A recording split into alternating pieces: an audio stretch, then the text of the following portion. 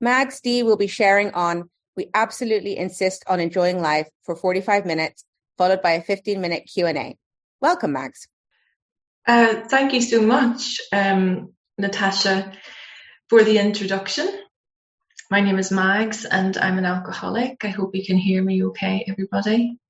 And it is really great to see everybody's faces on the screen. In your script, you talk about the fact that it makes a difference when you can see people's faces. And yeah, it's great to be in a room with so many people and to be able to look you in the eye. Hopefully I'll be able to connect with some of you through this meeting, and you might hear something that might make some sense to you for where you are right here, right now, at this present moment.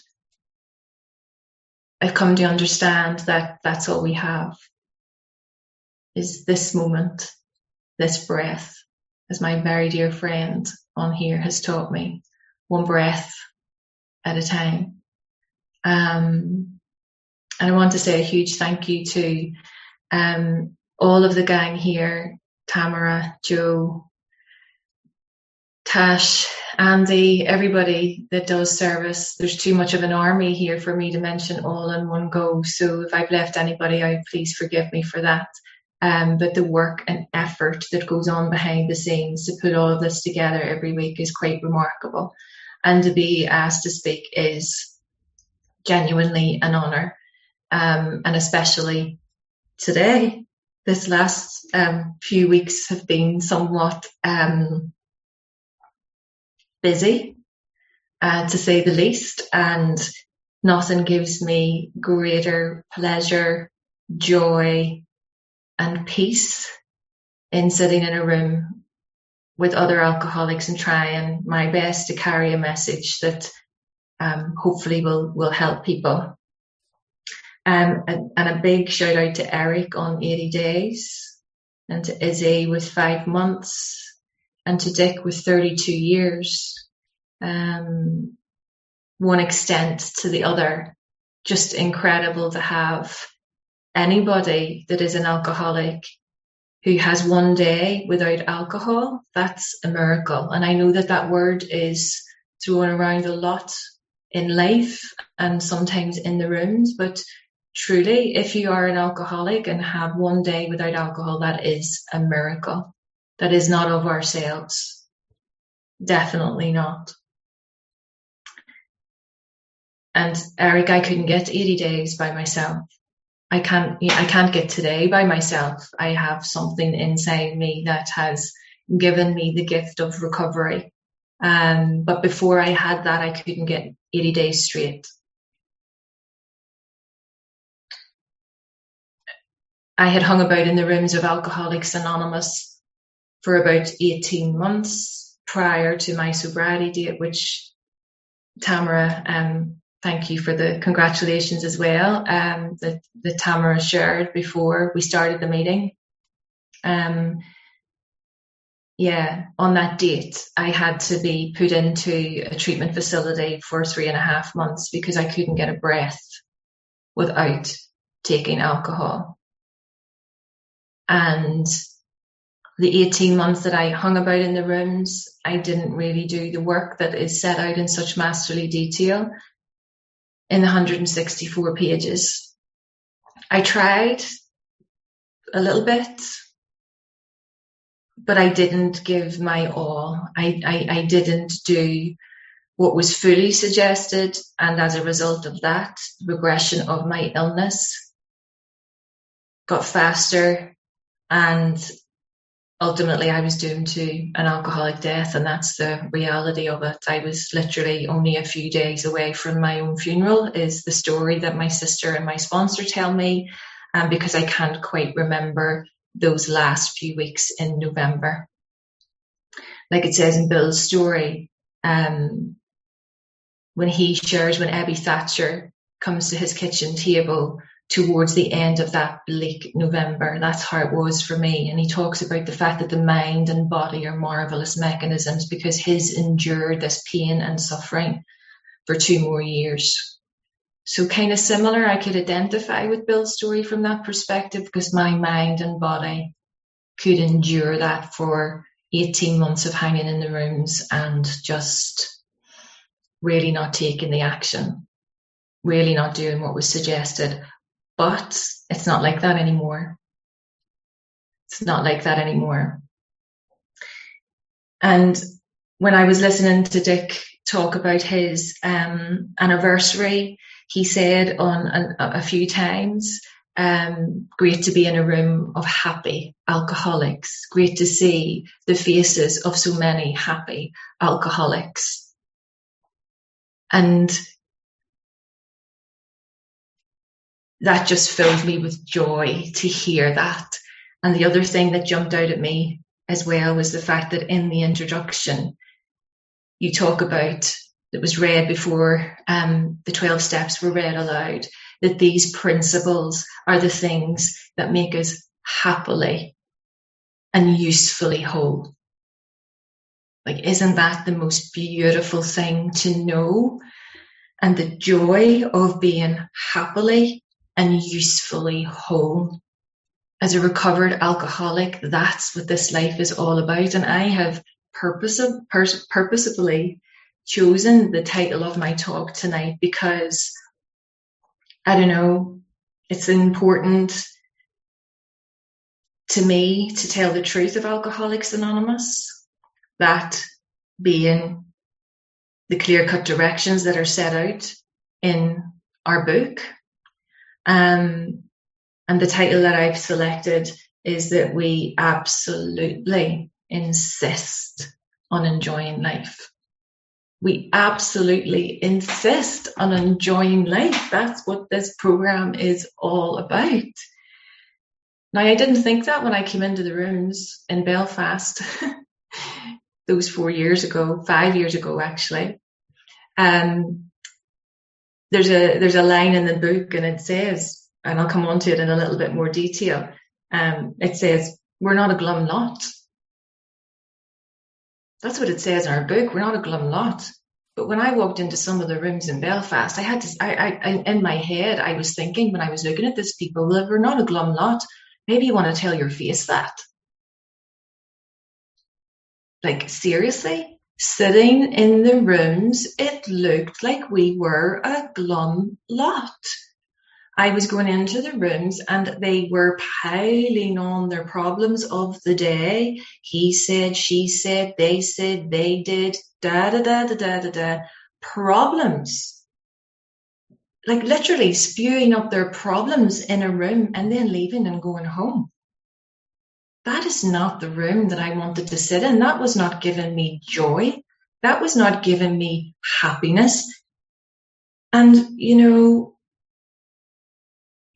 I left the rooms potentially feeling more glum than I went in.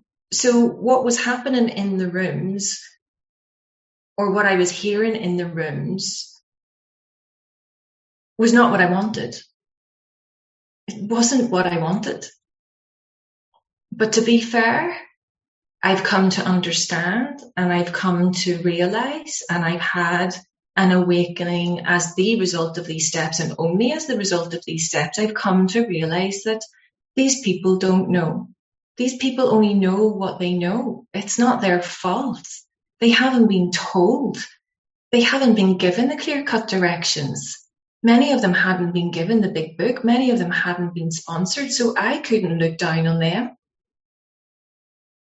Yet there was many phrases that I heard in the rooms that really, really helped me. Don't lift the first drink. It kind of helped me in that, right, okay, don't lift the first drink, but I didn't realize it was the first drink that got me drunk. They never told me why I shouldn't lift the first drink. Keep coming back. So I did. I didn't know why. Didn't know why I had to keep coming back, because if I had to sit in the rooms with this glum lot, then what's going to happen? You know, am I going to turn out to be like that? Because if that's the case, then I don't think I want to be part of that. But they don't know what they don't know. And thankfully, by some miracle of an intervention, a lady was put into my path a lady was put into my path by a gentleman who introduced me to her, and she brought me to my home group, which is Belfast Recover Group. And it is the only big book study group in all of Northern Ireland. And it's probably one of less than 10 big book meetings out of 990 across the whole of Ireland. So if that's not a God shot, I don't know what is. And when I came to that group, I was given a big book. I was approached by someone who offered to be my sponsor. And we started working the program. But I still thought I had control. I still thought I had a choice in drinking. I still thought I had the power over drink. I thought that I had to sacrifice myself and everything about me when I gave up alcohol. I thought, the title of your meeting, the addition by subtraction. I thought by subtracting the alcohol from my life, I was going to lose everything. When in actual fact, by subtracting the alcohol from my life, I have gained everything and I have lost nothing. I've gained everything and lost nothing. I have more now than I've ever had before, but I thought I had to sacrifice something. I had to sacrifice myself. And that's not what this is about. This is about the addition of the most amazing power greater than myself that has solved all my problems. And that's why I am such a big book enthusiast, and that's why I am such an advocate for the fact that we absolutely must insist in enjoying life. If there's anybody in the room that has the big book with them, please feel free to open it. It's a meeting of Alcoholics Anonymous. Why wouldn't you have your big book in front of you? I sometimes dance through the pages. And the reason why I refer to the page numbers, because if there's anybody here that hasn't got a big book or doesn't know what I'm talking about, if I remember to refer to the pages, I'll tell you so that you know where to find them. And you can see that I'm speaking the truth. I'm only speaking the truth of Alcoholics Anonymous. One of the lines in the doctor's opinion, towards the end of his first letter, it says, you may rely absolutely on anything they say about themselves. They're talking about the big book of Alcoholics Anonymous. You may rely absolutely on anything these people say about themselves in 164 pages to the solution that will enable you to recover, to stay sober, permanent recovery for the rest of your life. I couldn't rely upon what everybody was saying in the rooms of Alcoholics Anonymous, because not everyone was alcoholic, not everyone had a sponsor, not everyone had a spiritual awakening as the result of the steps. But I know the people that wrote this book were so passionate about and so convinced by the solution that they had that they took the precious time to write it down, to pass it on. And here we are nearly 90 years later following this message, which is the only thing that can help me recover from this progressive illness that nearly killed me. Had I passed away from that illness, my belief is that I would have gone to God. But isn't it ironic that the thing that was going to kill me brought me to God anyway? Isn't that just the miracle of it? The great persuader beat me into a state of reasonableness. That great persuader being alcohol that they talk about on page 48 in We Agnostics. The great persuader was the only thing that could beat me into a state of reasonableness. And through that, I was brought to this power. It's what brought me to my knees. The frothy emotional appeal seldom sufficed. My family, my friends, my work colleagues, they couldn't talk me into this. And the other thing, I was never going to be ready for this. I was never going to be ready for immediate action with this. If there's anybody here that's in the room struggling with the program, hasn't started the program, or thinking, I am not ready, I can genuinely tell you, I was not ready. But the one thing that I had to become was willing. That is all that is required to make the start, is the willingness to open the book and sit with someone and turn the pages. And as you turn the pages, something remarkable happens, where we start to turn our will and our life over to the care code as we understand them, when we don't even realize it's happening. It's given to us as long as we do the work.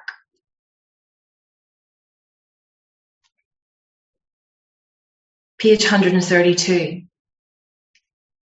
If you open at that page and you count 16 lines from the top, you count 16 lines from the bottom, you count 2 words in from the left, you count 2 words in from the right, you will find the line that is the title of this talk.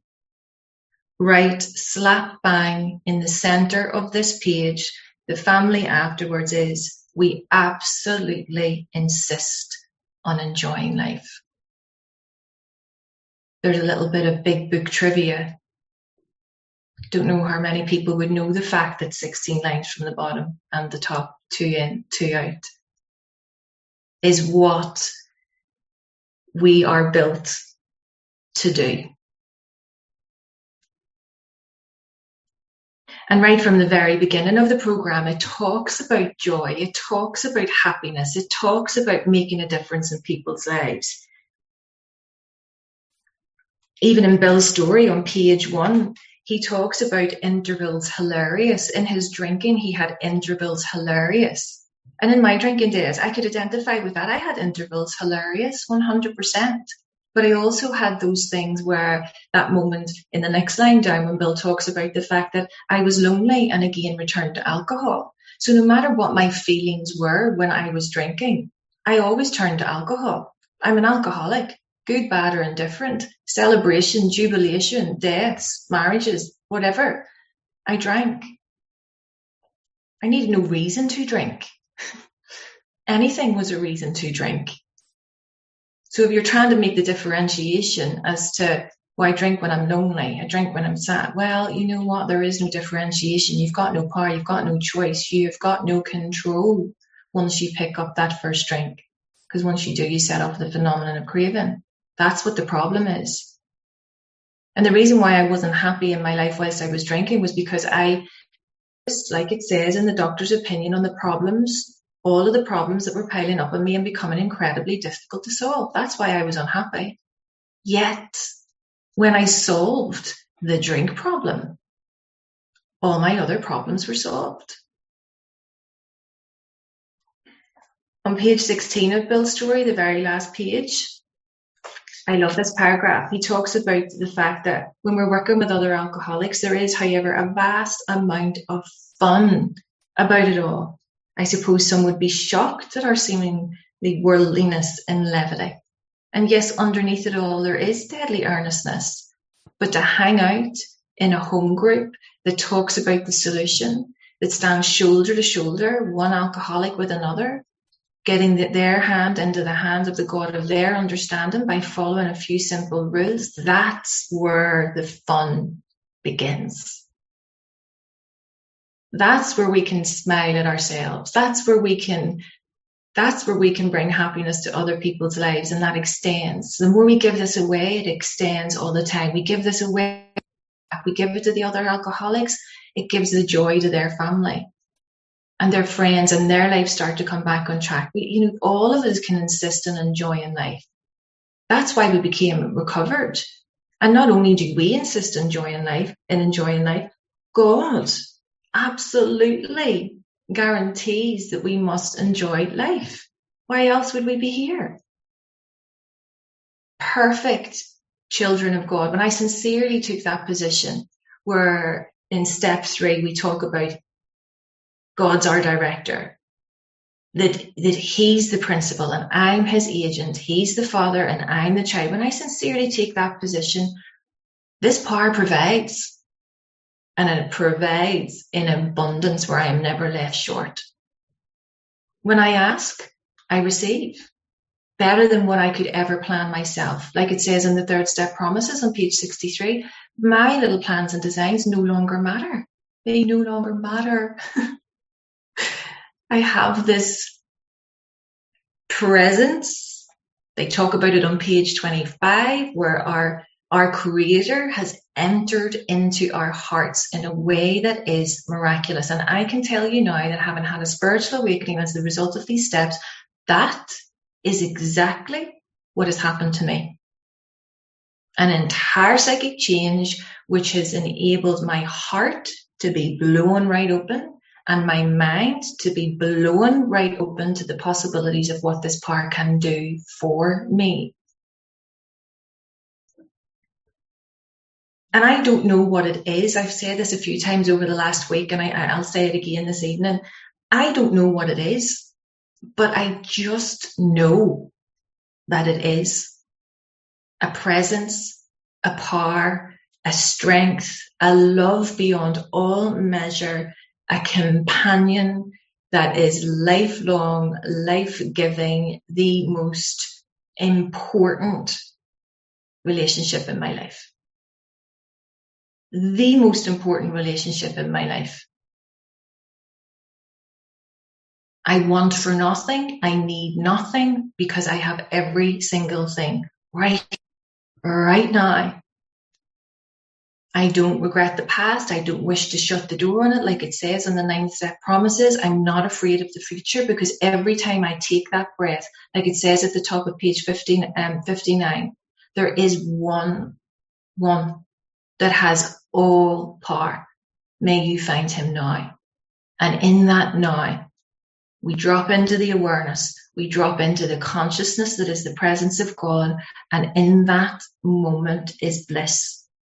In that moment is the divine spark that lights my thoughts and takes me to a different level altogether.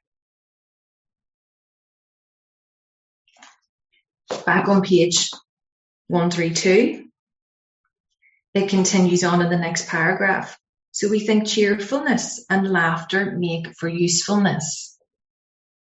Outsiders are sometimes shocked when we burst into merriment over a seemingly tragic experiment out of the past. But why shouldn't we laugh? Why shouldn't we laugh?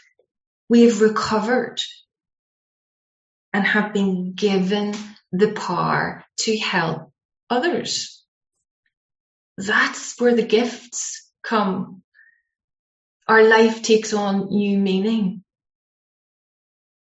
I have my special purpose. I have my special function through all of the trials and low spots ahead. The bottom of 14 into 15, there's certain trials and low spots ahead.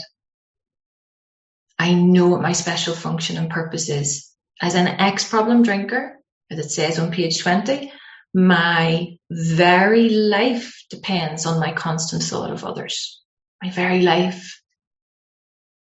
And I keep repeating these little sentences because it's so important to know that the words that there's a friend of mine that comes to my home group, and he's taught me that Bill W. was so specific about the words that he chose in this book. So specific. When he says, "May you find him now," he means now. In the 7-step prayer, when we ask for God to take all of us, good and bad, to take every single defect of character, the words are very specific because that prayer is what God will ultimately do. I'm the type of person who believed that God wasn't strong enough and couldn't give me the sense of direction and power that I needed. Yet the night in that treatment facility where I asked God to remove my alcoholism, and I said, I would do for you what you need me to do for the rest of my life. I went to bed that evening. I woke up the next morning and everything had changed. Everything had changed. At that moment, I knew that my alcoholism had been removed. in that moment, the ladies in that treatment facility that were standing in front of me, who I'd been with for a period of time, were different. They looked different. I could see them differently. I could hear them differently. Everything had changed. In that moment, something happened. And all I had to do was ask. I didn't know what I was asking or who I was asking it of, but it happened. That's where the willingness came from. And, you know, I read this recently. There's a line in The Language of the Heart where Bill W. pulls together it's Bill W.'s collection of writings for the Grapevine articles. And he quotes another person from a religious order. And the line that this gentleman had said was, the greatest critics of prayer are those who don't do enough of it. And if you're in the rooms of Alcoholics Anonymous and you're not using the power of prayer, that is the thread that runs through this book from the very beginning, when your sponsor gives you that set aside prayer to set aside every single thing you think you know in order to have a new experience with God. We start right there and work right through the 164 pages. This book is peppered with the power of prayer. Anywhere we ask in this book, it is the prayer. And every single person sitting in this room tonight, don't ever forget, you're sitting in the prayer that you once asked for.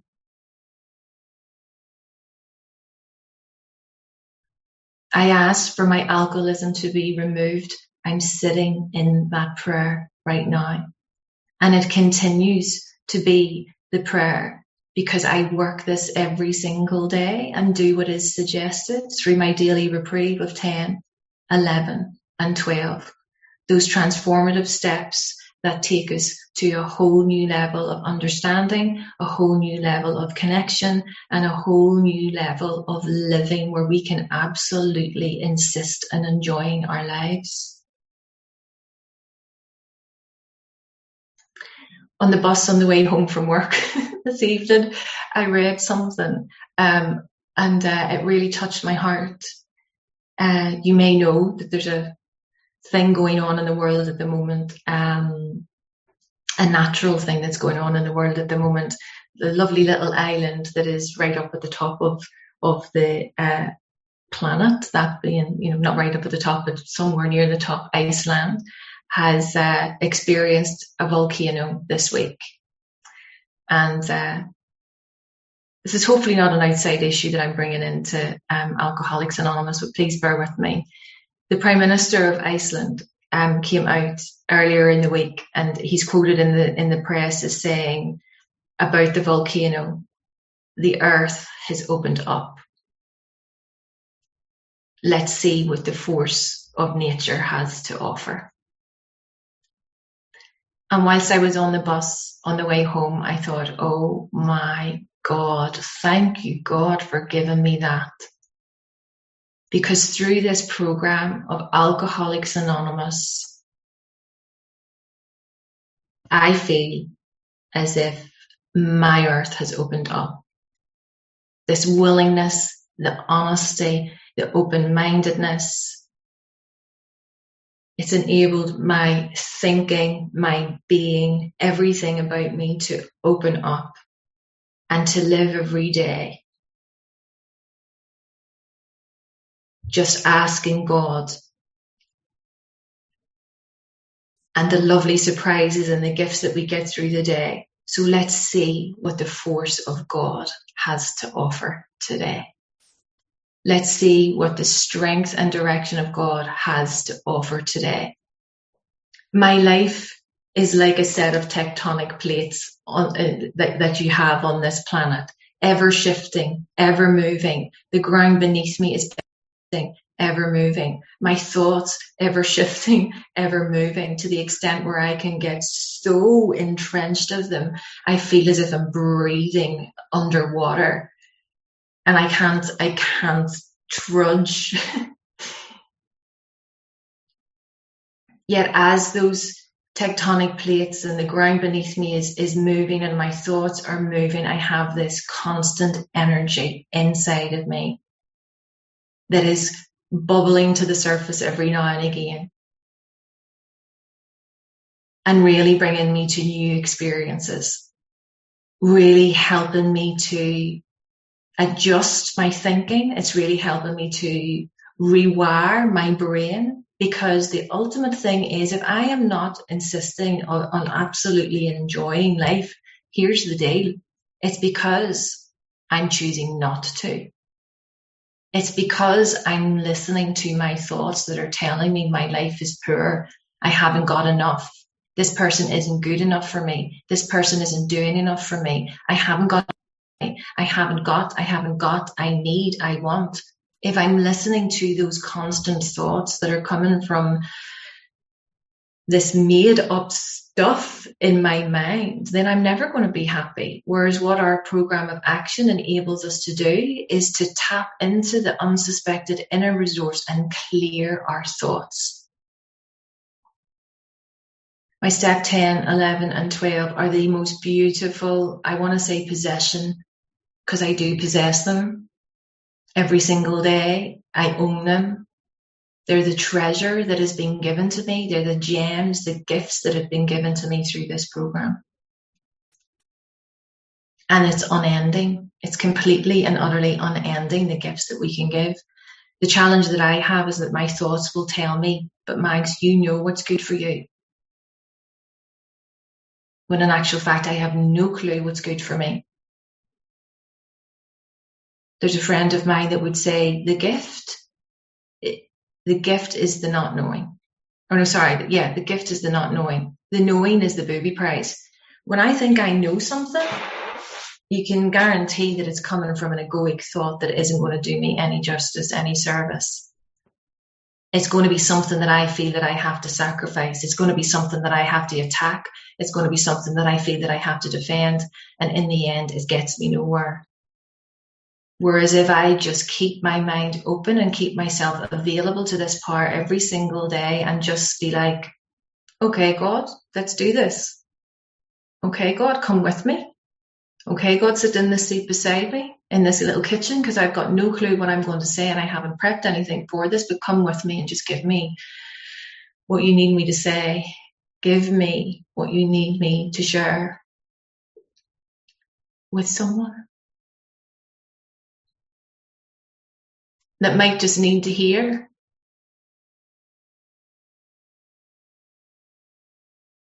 that you're going to be okay.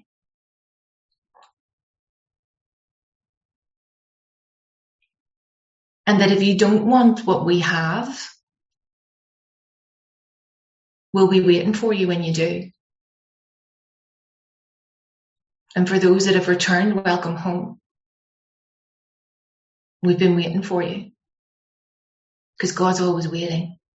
God's always waiting. Waiting for you. The power doesn't go anywhere. It's in you. It's always been in you. But by doing what's suggested here, getting rid of the blocks, we take away the darkness. We go into those little dark crannies from the past. We illuminate all those twists of character and we move towards the light. The divine spark is ignited inside every single one of us. And in having that spark, that's why we're able to insist on enjoying life. I wake up every day and I have a choice to enjoy this life.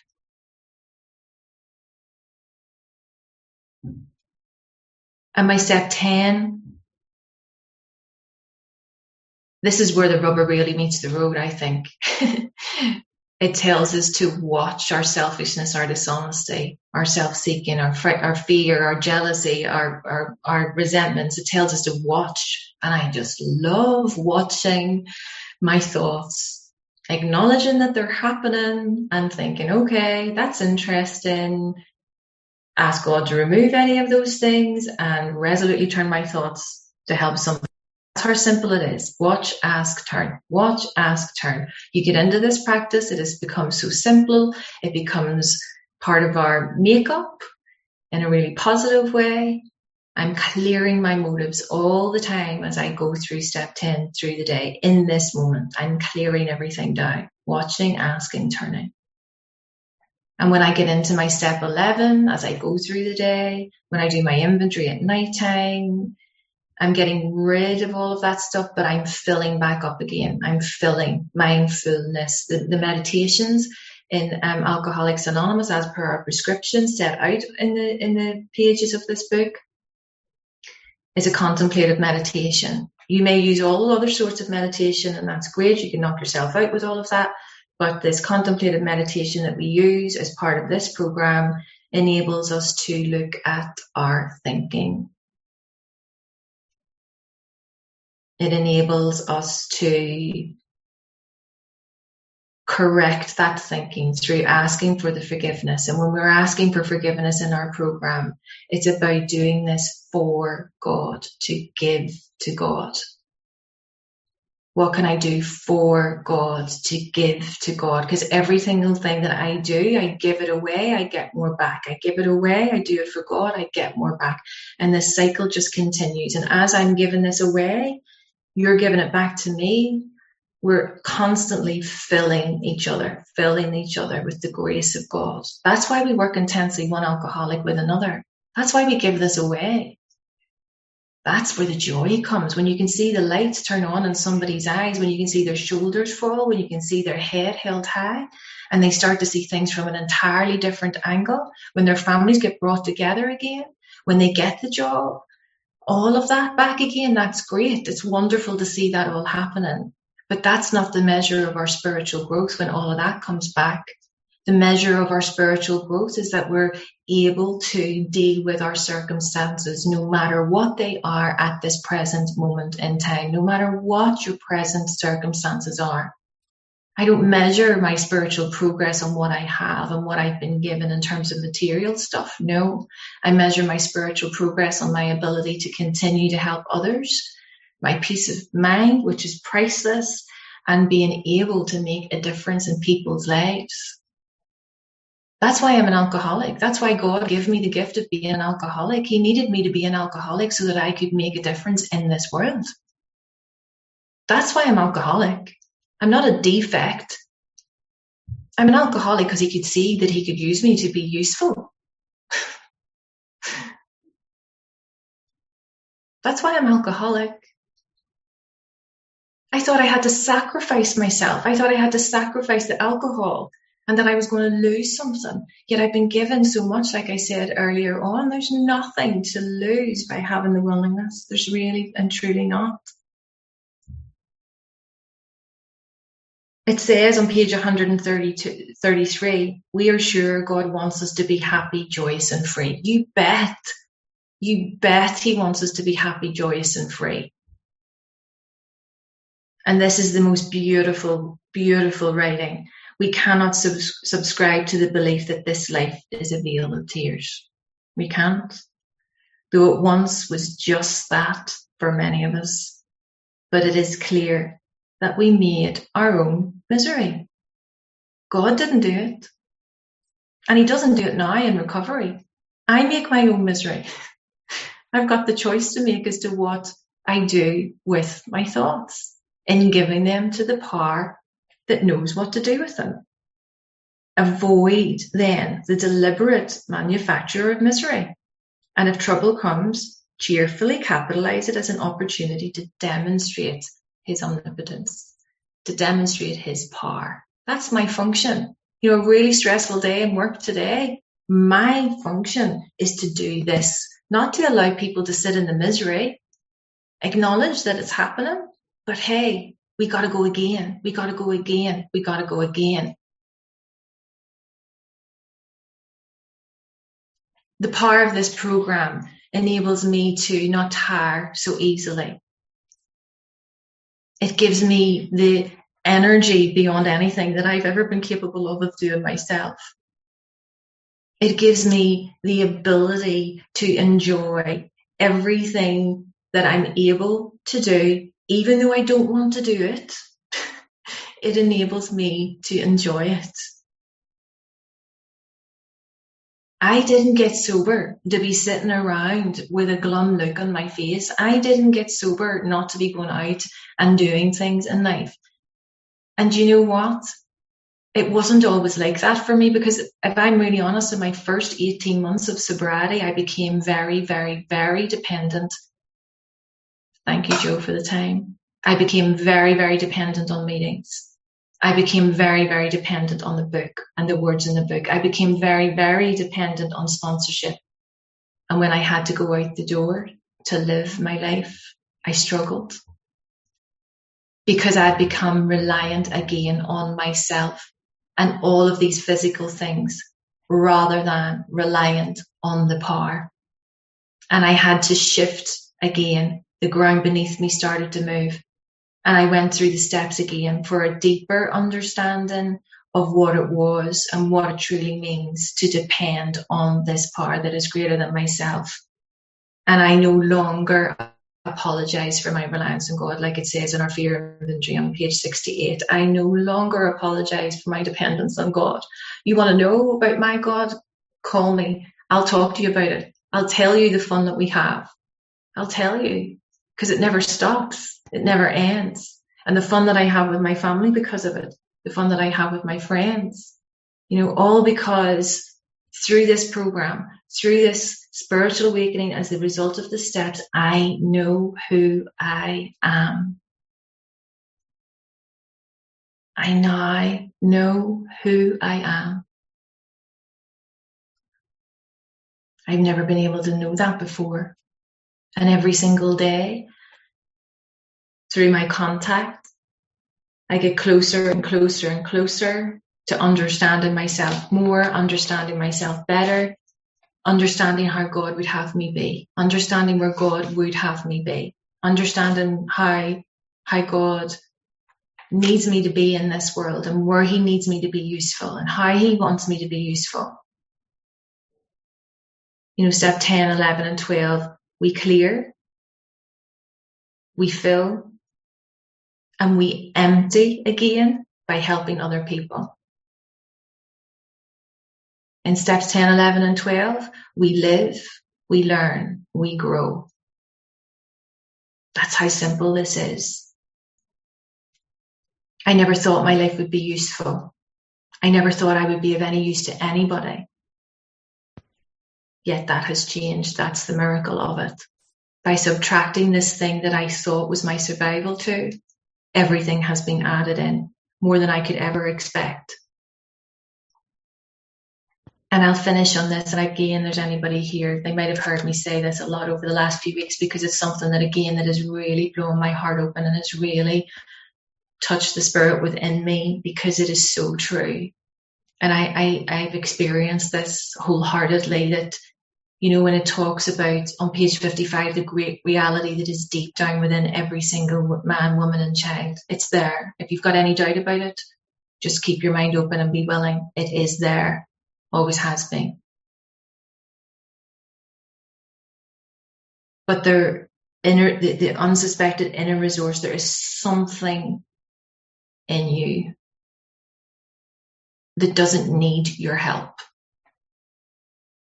There's something in you that knows what you need. And there is something in you that knows how to take care of you without your help. You just got to be that open vessel. You just got to be willing to learn. You just got to be honest with what you're watching in yourself, with your thoughts, and how that's translating into your motives.